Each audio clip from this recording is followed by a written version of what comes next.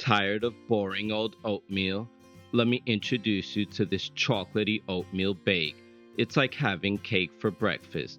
Delicious, nutritious, guaranteed to keep you full and satisfied throughout the morning, high in protein, low in calories. Let's get into it. Let's start by adding 180 grams of oats to a food processor. You want to blend these until they become this fine oat flour that you can use for your cake.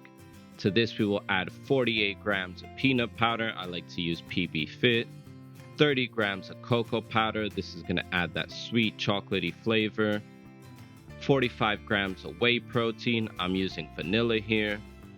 45 grams of casein protein. I'm using the chocolate flavor. 9 grams of baking powder. This is going to help your oat cake rise. Blend them again until everything is combined and properly mixed, and set it aside for now. Into a large bowl, let's add 2 ripe bananas and mash them with a fork until it looks like applesauce. To this we will add 500 grams of egg whites, as well as 300 ml of milk. I apologize for not showing here, my camera wasn't working at the time. And then you want to mix everything until it's properly combined.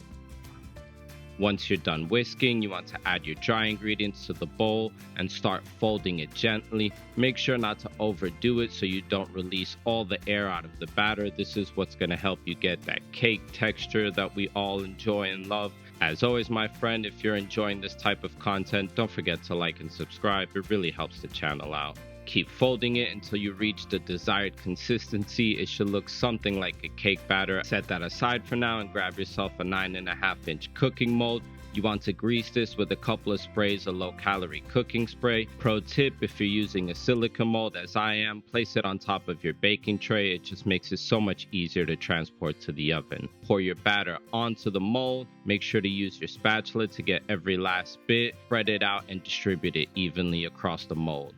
You are now ready to place it in the oven for 25 or 35 minutes at 350 Fahrenheit, 180 Celsius. The difference in time depends on how you want the texture to turn out. If you want more of a brownie-like cake, bake it for less time. If you want a drier cake, bake it for more time. Once your cake is done, take it out of the oven, perform the toothpick test. If it comes out nice and clean, that means it's done. If you're looking for more of a fudgy consistency, it should not be as clean as mine. Set it on a wire rack if you have one and let it cool off for roughly 45 minutes to an hour before attempting to cut, so that the cake has time to finish cooking and properly set. I like to cut my cake into 3 equal portions. They are very large portions, guaranteed to keep you full and satisfied. Now onto the macros. For the whole cake, we're looking at 181 grams of protein, 197 grams of carbs, 30 grams of fat, 1,788 calories.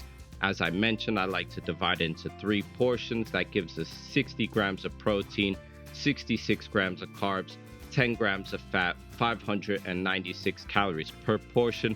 Of course, you could always make more or less portions depending on your caloric needs. And there you have it, the chocolatey oatmeal bake. Never ever eat boring oatmeal for breakfast again. Why, when you can have this delicious cake that leaves you full and satisfied, powers your workouts, healthy, high in protein, low in calories. As always, friend, if you enjoyed this content, don't forget to check out my other videos and like and subscribe to the channel. It really helps the channel grow. Thank you so much.